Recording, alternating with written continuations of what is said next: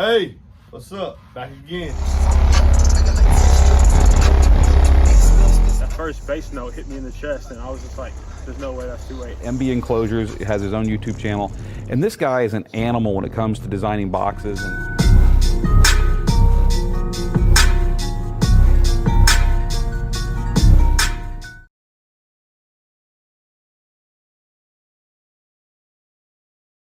Hey, what's up, y'all? The size of a subwoofer magnet matter in output. And what does a large magnet mean on a subwoofer? Well, let's use these 8-inch subwoofers that we have been playing with on the channel for a while. We do know by looking, the Resilient Sounds has a larger motor structure than the B2 Audio and the Digital Designs. You can see it. And that one in the middle, the Resilient Sounds, that joke is massive. And some of you would erroneously conclude that it's going to have the most output, especially that it's got a big top plate, dual slugs, a bigger back bump plate. It looks the part. But on my power and in my system, none of that matters. None of that matters. In fact, the woofer with the smallest magnet size actually metered higher at a certain frequency than all the rest. And the one with the massive girth and magnet size, biggest top plate, didn't even hit a 140. Okay?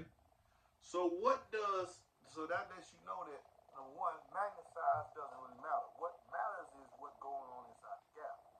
How all the soft parts, the cone, the surround, the spider, the voice coil, the former, how all that interacts and engages with the strength generated in the magnetic gap, in the gap between the pole and the top plate. So, am I saying this is the inferior design? No.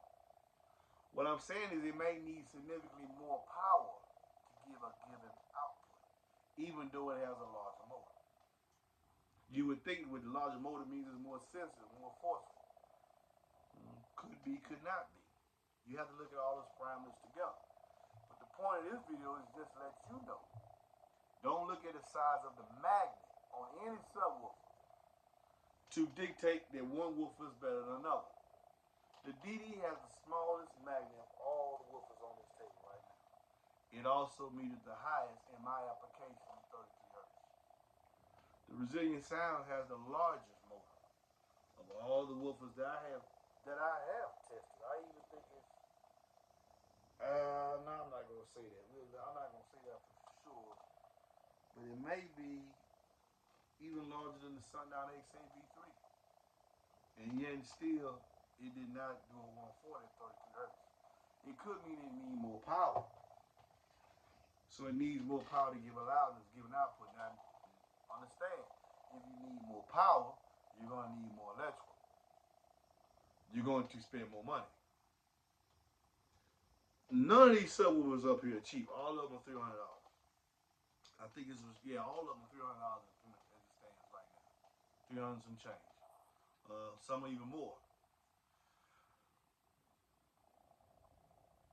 What does a large magnet mean? It increases power handling capability because now you have more surface area to dissipate the heat. Kind of, sort of. Because even though it has a larger motor structure than the B2 Audio, the B2 Audio says it can handle the same power as the Resilient Sounds.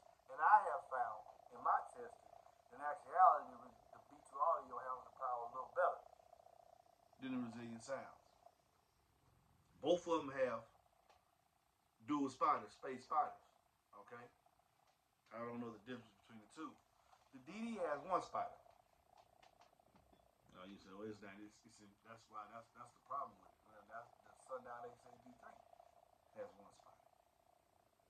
So a lot of factors to look at when you look at a subwoofer, and you can use the same thing, the same principles that I'm saying here, apply whether it was 310s here, 312s, 315s. Do not judge a woofer by the magnet size as far as producing its performance. Unless you're looking solely just to throw a lot of power. got one that can handle that power and actually give you output at that power. I have found that in this setup with these three right here, this woofer here struggles. Just on my Fosgate 1500 BDCP.